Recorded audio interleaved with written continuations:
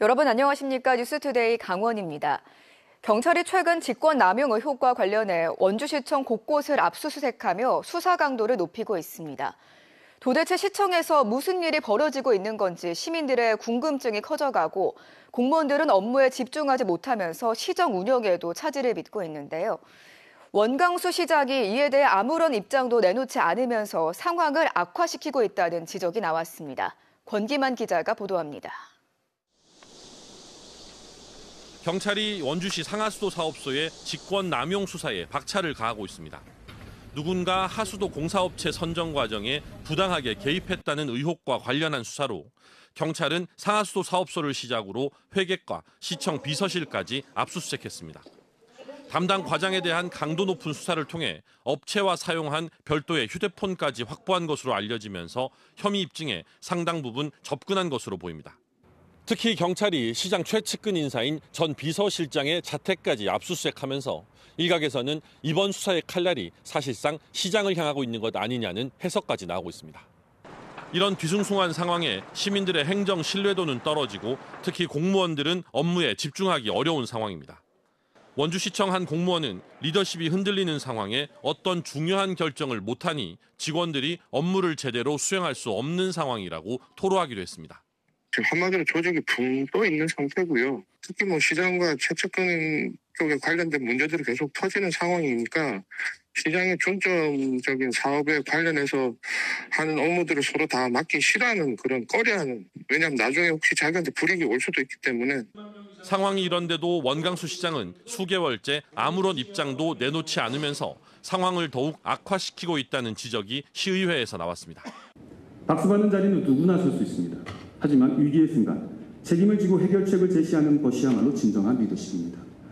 시장님, 이제는 시민들 앞에서 책임감 있는 모습을 보여주시기 바랍니다. 사과든 해명이든 시민들에게 책임감 있는 태도를 보여주십시오. 흔들리는 리더십, 위기의 원주. 36만 시민과 2,000명의 공직자들이 원광수 시장의 말을 기다리고 있습니다. MBC 뉴스 권기만입니다. 세계 태권도 연맹 본부 건립안이 춘천시 의회에서 또 제동이 걸렸습니다. 춘천시 역점 사업이 연이어 발목이 잡힌 가운데 육동환 시장이 앞서 의회가 폐지한 주민자치지원센터 지원 조례에 대해 제2요구권을 행사했습니다. 의회의 갈등이 수면 위로 떠올랐습니다. 나금동 기자입니다. 춘천시에 거듭된 설득으로 열린 춘천시의회 원포인트 임시회. 그런데 정작 춘천시가 요청한 세계 태권도 연맹 본부 건립안이 아예 삭제됐습니다. 만약에 유물이 나오면 그게 또 딜레이 될 수밖에 없는 거기 때문에 거기에서 필요한 행정 절차인 표본 조사를 하고 그다음에 유물이 없다라는 확인이 나오면 그때 하셔라라고. 육동환 시장은 고심 끝에 제2요구권 카드를 꺼내들었습니다. 춘천시장이 의회에 제2요구권을 행사한 건 사상 처음입니다. 앞서 시의회가 가결한 주민자치지원센터 폐지 조례안에 이의를 제기하고 다시 의결해달라고 요구한 겁니다. 춘천시의 주민자치를 보다 발전적인 방향으로 모색할 기회로 삼고 그것을 논의하기 위한 뜻임을 이해해 주시기 바라겠습니다. 제2요구권 행사가 세계 태권도 연맹 제동과 맞물리면서 춘천시와 의회의 갈등이 재점화되고 있습니다. 육 시장이 정부를 설득해 유치한 태권도 연맹 본부 건립이 의회 문턱을 넘지 못하면서 올해 확보한 국비 5억 원 교부도 불투명해졌습니다. 국내 유일의 IOC 국제기구인 태권도 연맹 본부 건립에 차질이 빚어지자 체육단체들도 의회 결정에 항의하고 나섰습니다. 만약에 지금 춘천시가 진행한 대로 진행이 안 됐을 때는 문체부에서의 어떤 관계라든가 예산 문제에 문제가 생기기 때문에 올해 예산 처리 기간을 고려하면 다음 달 초까지 의회가 건립안을 통과시키는 방안이 국비 반납을 면할 수 있는 유일한 방법입니다. MBC 뉴스 나금동입니다. 정선군이 주민들의 교통 복지를 위해 도내에서 처음으로 2027년 7월 버스 완전 공영제를 도입했습니다. 버스 회사의 손실 보전금을 지원하던 방식과 비교하면 지출 예산은 늘었지만 실제 운영이 개선됐고 서비스도 좋아져 이용객의 만족도가 높은 것으로 확인됐습니다. 박은지 기자가 전해드립니다. 정선 농협 앞 버스 정류장. 운행 노선이 많고 스마트 승강장에 도착 안내 시스템이 잘 돼 있어 이용객이 많은 곳입니다. 주민들은 정선군 버스 완전 공영제가 시행되면서 버스를 더 자주 이용한다고 말합니다. 1,000원 단일 요금제와 노약자 무료 이용 카드 발급 등 교통비 부담이 줄면서 만족도가 높아졌습니다. 거리상으로 따로 돈을 100원짜리 붓고 이랬는데 지금은 그런 게 없으니까 그냥 1,000원만 멀리 가도 1,000원만 내면 가니까 좋지요. 정선군은 2020년 7월 도내에서 처음으로 버스 완전 공영제 와와버스를 도입했습니다. 버스 회사를 인수해 정선군이 직영하면서 기사들의 고용이 승계됐고 신규 고용으로 일자리도 창출됐습니다. 완전 공영제가 시행된 이후 운행하는 버스 대수가 늘고 운행하는 노선도 30% 이상 증가했습니다. 승객도 크게 늘어 2020년 33만 9천 명에서 지난해는 86만 5천 명이 와와버스를 이용했습니다. 버스 직영에 드는 예산은 55억 4천여만 원으로 28억 원가량이던 손실보전금 규모보다 크지만 유류비, 인건비 등 운송 원가를 따지면 순수 버스 운영비는 16%가량 줄고 서비스는 대폭 개선된 것이 확인됐습니다. 다만 코로나 이후 노선이나 운행 시간대를 이용객 수요에 따라 일부 확대 조정할 필요성이 있습니다. 정확한 버스 도착 안내 시스템이나 정류장 편의시설 확대 요구도 많습니다. 아무것도 없고 그냥 시간표만 보시는 그 시간대에서 딱 와서 기다리고 있다가 타고 오니까 겨울에는 막 얼어 죽을 판이지 뭐. 정선군은 용역 결과를 토대로 내년 상반기쯤 버스 운행을 일부 조정할 방침입니다. 이용객 수요가 적은 곳은 줄이고 많은 곳은 확대해 예산 범위 내에서 이용객 만족도를 높인다는 계획입니다. 공영제 시행 시기가 그때 코로나 시국하고 맞물렸었거든요. 그때 이제 그 노선을 가지고 지금껏 이제 계속 운행을 해왔었는데 이번에 이제 용역 결과를 토대로 해서 아무래도 노선 개편이라든가 운행 시간 조정 이런 거를 좀. 강원도 내 지자체마다 버스 적자 노선이 늘고 지원금 부담이 커져 대안을 고민하는 가운데 정선군 와와버스 완전 공영제 모델의 성과가 돋보이고 있습니다. MBC 뉴스 박은지입니다. 정의당 강원도당과 경기도당이 공동 성명을 내고 대북전단 살포와 관련된 지자체의 적극적인 대응을 촉구했습니다. 특히 북한이 쓰레기 풍선으로 도발하는 상황에서 납북자 가족 모임이 고성에서 대북전단 살포를 예고한 건 전쟁 위험을 고조시키는 무책임한 행위라고 주장했습니다. 이어 대북 확성기 방송 재개로 인근 주민의 생계마저 위협받고 있다며 대북전단 살포 시도를 원천 봉쇄하라고 강원도와 경기도에 요구했습니다. 고성군이 대북전단 살포에 대비해 거진읍과 현내면을 위험구역으로 설정했습니다. 이에 따라 해당 지역의 대북전단 살포 관계자의 출입이 통제되며 물품 준비와 운반 등 대북전단 살포 관련 행위가 모두 금지되고 위반 시 1년 이하 징역 또는 1,000만 원 이하의 벌금을 물 수 있습니다. 거진읍과 현내면은 납북자 가족 모임과 자유북한운동연합 등 납북자 단체가 대북전단 살포를 예고한 지역입니다. 영월의 대표 항일의병장 지비당 김태원 선생의 기념비가 영월군 주천면 독립만세공원에 세워졌습니다. 폭 2.5m, 높이 6m 규모로 건립된 창의비는 국권 회복에 목숨을 걸고 평생을 살았던 김태원 의병장의 뜻을 담아 제작됐습니다. 영월에 세워진 항일 기념비는 2018년 을미의병 창의비를 시작으로 이번이 7번째입니다.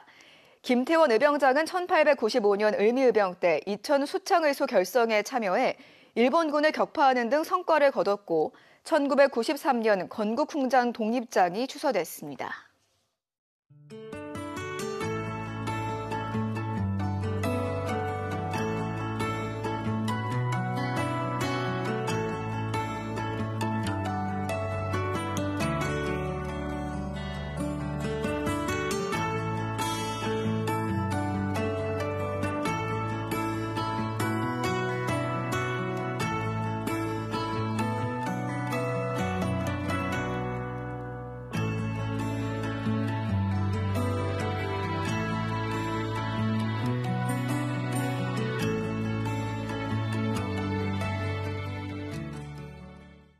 강원도 의회가 내년 예산안으로 강원도가 편성한 7조 8,058억 원에 대해 심사에 돌입합니다. 이번 행정사무감사에서 집중적으로 다뤄진 강원개발공사의 춘천 고은리 행정복합타운 사업과 강원 중도개발공사 부채 상환, 강원도 교육청 전자칠판 보급사업 예산이 최대 쟁점이 될 것으로 예상됩니다. 도의회는 어제 김진태 지사와 신경호 교육감의 시정연설을 시작으로 오늘부터 다음 달 11일까지 예산 심의를 진행합니다. 국민의힘 강원도당이 더불어민주당 소속 도의원의 음주운전과 관련해 민주당이 자기 식구 감싸기에만 열을 올리고 있다고 비판했습니다. 국민의힘은 논평을 통해 민주당이 해당 도의원의 중대한 범죄 행위에 대해 말 한마디 하지 않고 있다며 음주운전 적발 사실을 숨기기에만 급급한 모양새라고 지적했습니다. 민주당은 해당 의원에 대해 다음 주 중으로 윤리심판원 회의를 열어 절차대로 징계를 진행할 예정이라고 밝혔습니다. 한편 지난 3월에는 국민의힘 소속 도의원이 혈중 알코올 농도 0.019%로 음주 단속에 적발돼 훈방 조치되기도 했습니다. 삼척시가 중소벤처기업부에서 공모한 시군구 연고산업 육성사업에 선정돼 국비 10억 원을 확보했습니다. 이에 따라 삼척시는 강원 테크노파크와 함께 모두 14억 3천만 원을 들여 수소산업 맞춤형 시제품 제작 지원과 수소산업 관련 성능 검사, 수소 관련 제품의 판로 개척 지원 등 다양한 수소기업 육성 지원 정책을 진행할 계획입니다. 삼척시는 수소산업에 대한 수요 맞춤형 지원을 통해 지역 소멸 대응에 기여할 것으로 기대하고 있습니다. K리그 2024 대상 시상식을 앞두고 강원FC가 4개 부문에서 최종 후보를 배출했습니다. 특히 토트넘 입담을 앞둔 양민혁은 MVP 후보에 선정돼 울산 조현우, 수원 안데르손과 경쟁을 펼치고 영플리어상과 베스트 11 후보에도 이름을 올렸습니다. 윤정환 감독은 강원FC 최초로 최우수 감독상 후보에 포함됐고 양민혁을 비롯해서 강투지와 김영빈, 이기혁, 이상헌, 황문기 등 강원FC 선수 6명이 베스트 11 후보에 선정됐습니다. 태백시 황제고등학교가 교육부의 자율형 공립고 2.0 3차 공모에서 조건부로 선정됐습니다. 이에 따라 황제고는 창의 6함 인재교육, 학교와 지역연계 교육 등을 진행하고 자율형 공립고 선정위원회의 추가 심의를 받을 예정입니다. 자율형 공립고에 선정되면 교육과정 운영에 자율성이 부여되며 5년 동안 매년 2억 원씩 지원됩니다. 한편 도내에선 지난 2월 춘천고와 원주고, 상동고가 자율형 공립고에 처음으로 선정됐으며 지난달 화천고에 이어 이번에 황지고가 조건부 선정됐습니다. 강원도 교육청이 수능을 치른 고3 학생에게 맞춤형 입시 전략을 지원합니다.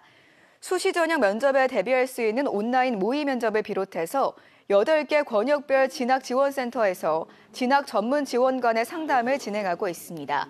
수능 성적표가 나오는 다음 달 6일부터는 정시 지원자를 위한 상담을 이어가고 강원도 교육청 유튜브 채널인 학교TV를 통해 온라인 설명회도 진행합니다.